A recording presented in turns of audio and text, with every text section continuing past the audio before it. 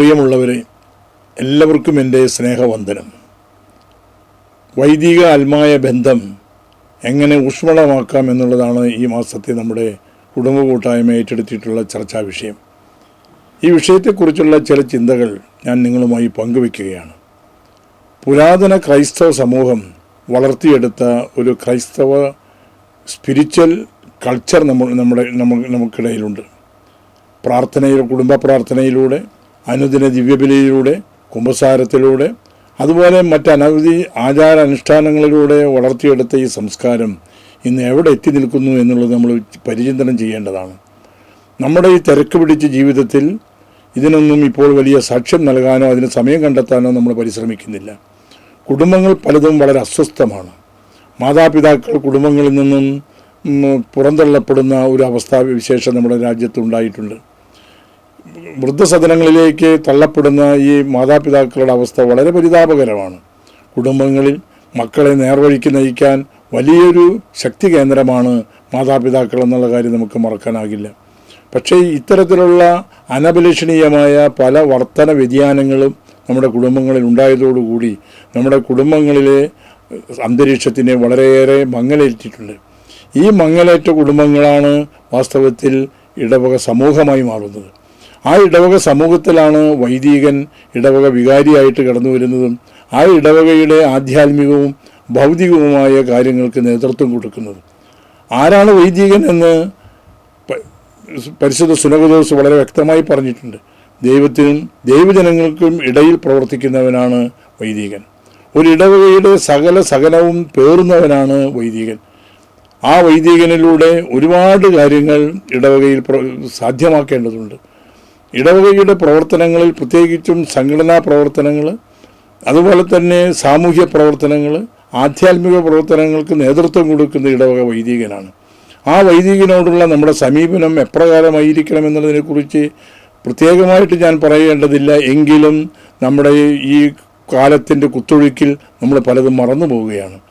നമ്മുടെ വൈദികനോടുള്ള നമ്മുടെ സമീപനത്തിൽ വളരെയധികം മാറ്റം വരേണ്ടതുണ്ട്. വൈദികരെ സ്നേഹിക്കുന്ന ധാരാളം ആളുകൾ നമ്മുടെ കുടുംബങ്ങളിലുണ്ട് എന്ന വസ്തുത ഞാൻ മറക്കുന്നില്ല.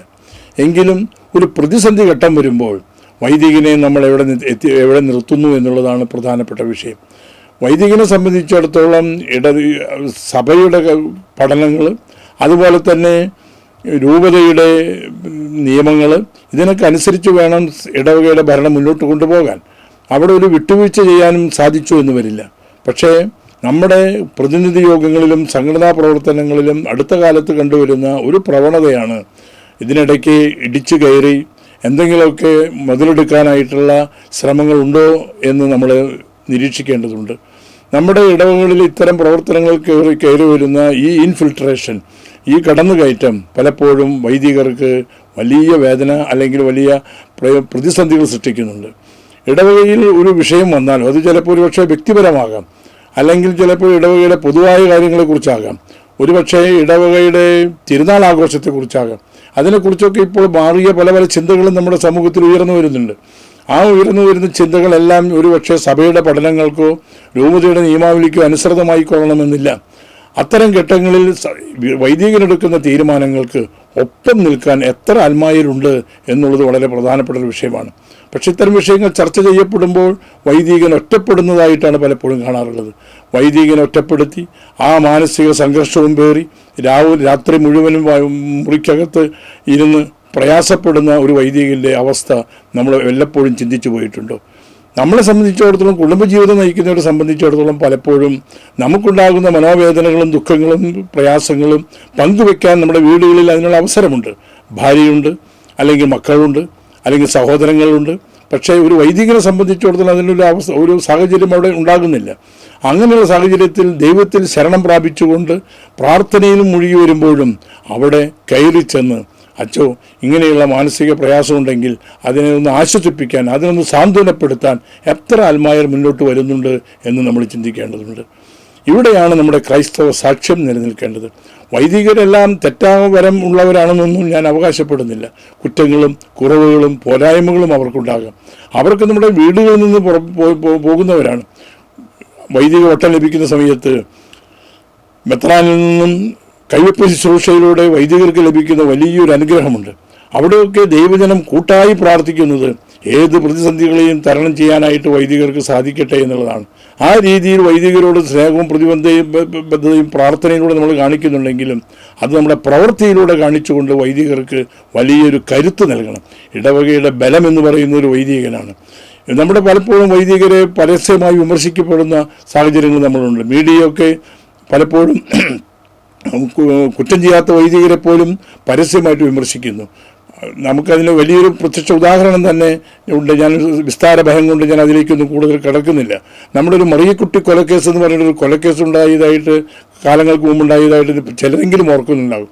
ആ മറിയക്കുട്ടി കൊലക്കേസിലുണ്ടായിരുന്ന പ്രതിയായി കുറ്റം ചുമത്തപ്പെടുകയും തടവ് ശിക്ഷയ്ക്ക് വിധിക്കുകയും കൊലമരത്തിലേക്ക് നയിക്കുകയും ചെയ്ത ആ ബെനഡിക്റ്റ് അച്ഛൻ്റെ കഥ പിന്നീട് അച്ഛൻ മരിച്ചു കഴിഞ്ഞപ്പോഴാണ് പുറത്തു വരുന്നത് അച്ഛൻ നിരപരാധിയാണെന്ന്.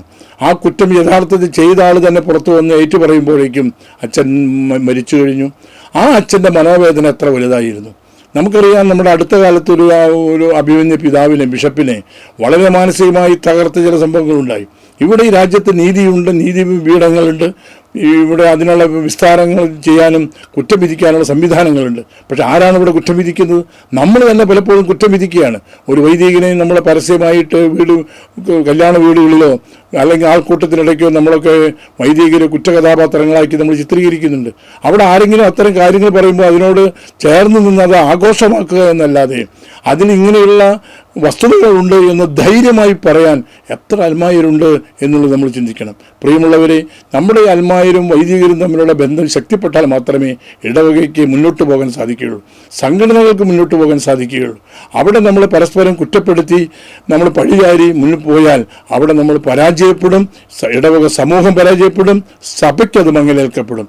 അതുകൊണ്ട് നമ്മുടെ ഇത്തരത്തിലുള്ള കുടുംബ കൂട്ടായ്മയാണ്, കുടുംബങ്ങളാണ് കുടുംബ കൂട്ടായ്മ, ഇടവക സമൂഹം എന്ന് നമുക്കറിയാം. ആ കുടുംബ കൂട്ടായ്മകളിലൂടെ പങ്കെടുക്കുന്ന നമുക്ക് ഇത്തരം കാര്യങ്ങൾ ചർച്ച ചെയ്യുമ്പോൾ വൈദികരെ എങ്ങനെ നമുക്ക് നെഞ്ചോട് ചേർത്ത് പിടിക്കാം. പലപ്പോഴും നമുക്കൊക്കെ ചെയ്യാൻ പറ്റുന്ന കാര്യങ്ങളുണ്ട്. വൈദികനെ ഇടയ്ക്കൊക്കെ നമ്മുടെ വീടുകളിലേക്ക് വിളിച്ചു കൊണ്ടുവന്ന് ഒരു നേരത്തെ ഭക്ഷണം കൊടുത്ത്, ഭക്ഷണം കിട്ടാത്തവരായിട്ടെന്നുള്ള അർത്ഥത്തിലല്ല, ഒരുമിച്ചിരുന്ന് വീട്ടിൽ ഭക്ഷണം കഴിക്കുകയും ആ അച്ഛനോടൊത്ത് ഒന്ന് പ്രാർത്ഥിക്കുകയും നമ്മുടെ സങ്കടങ്ങളും ദുഃഖങ്ങളും അച്ഛനോട് പങ്കുവയ്ക്കുകയും ചെയ്യുമ്പോൾ ആ കുടുംബം രക്ഷപ്പെടും, ആ അച്ഛനും വൈദികനും അത് വലിയൊരു ശക്തിയായിട്ട് മാറും. പ്രിയമുള്ളവരെ, അങ്ങനെ നമ്മുടെ ഇടവക സമൂഹത്തിൽ അൽമായരും വൈദികരും തമ്മിലുള്ള ബന്ധം കുറേയും കൂടി ഊഷ്മളമാക്കിക്കൊണ്ട് മുന്നോട്ട് പോകാൻ സാധിക്കട്ടെ എന്ന് ആത്മാർത്ഥമായി പ്രാർത്ഥിച്ചുകൊണ്ട് ഞാൻ എൻ്റെ വാക്കുകൾ ഉപസംഹരിക്കുന്നു. ഈ ചർച്ചയിലൂടെ നമ്മൾ 3 ചോദ്യങ്ങൾക്ക് നമ്മൾ ഉത്തരം നൽകേണ്ടതുണ്ട്.